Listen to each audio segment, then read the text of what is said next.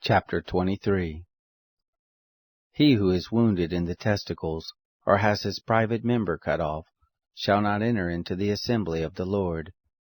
A bastard shall not enter into the assembly of the Lord, even to the 10th generation shall none of his enter into the assembly of the Lord. An Ammonite or a Moabite shall not enter into the assembly of the Lord. Even to the 10th generation shall none belonging to them enter into the assembly of the Lord forever.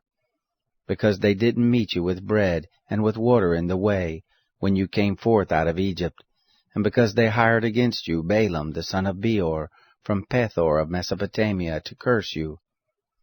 Nevertheless, the Lord your God wouldn't listen to Balaam, but the Lord your God turned the curse into a blessing to you, because the Lord your God loved you. You shall not seek their peace, nor their prosperity all your days forever. You shall not abhor an Edomite, for he is your brother. You shall not abhor an Egyptian, because you lived as a foreigner in his land.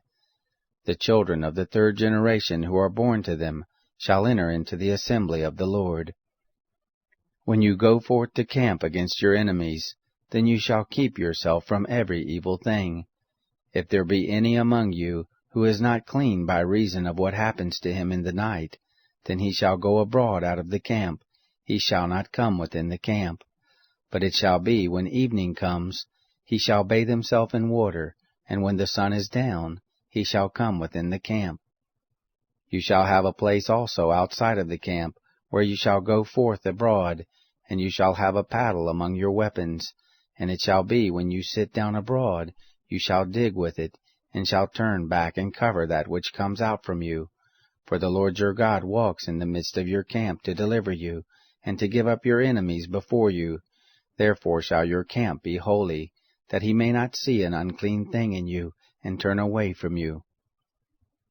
You shall not deliver to his master a servant who is escaped from his master to you.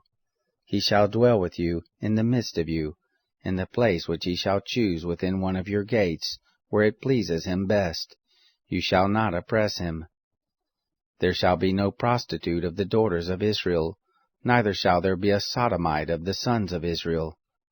You shall not bring the hire of a prostitute, or the wages of a dog into the house of the Lord your God for any vow, for even both of these are an abomination to the Lord your God. You shall not lend on interest to your brother, interest of money, interest of food, interest of anything that is lent on interest.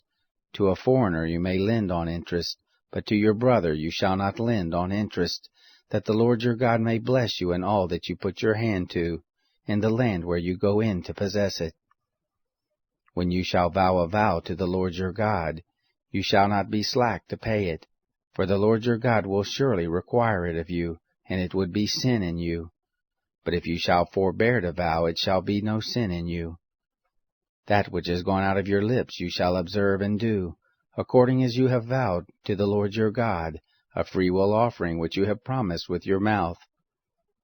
When you come into your neighbor's vineyard, then you may eat of grapes your fill at your own pleasure, but you shall not put any in your vessel. When you come into your neighbor's standing grain, then you may pluck the ears with your hand, but you shall not move a sickle to your neighbor's standing grain.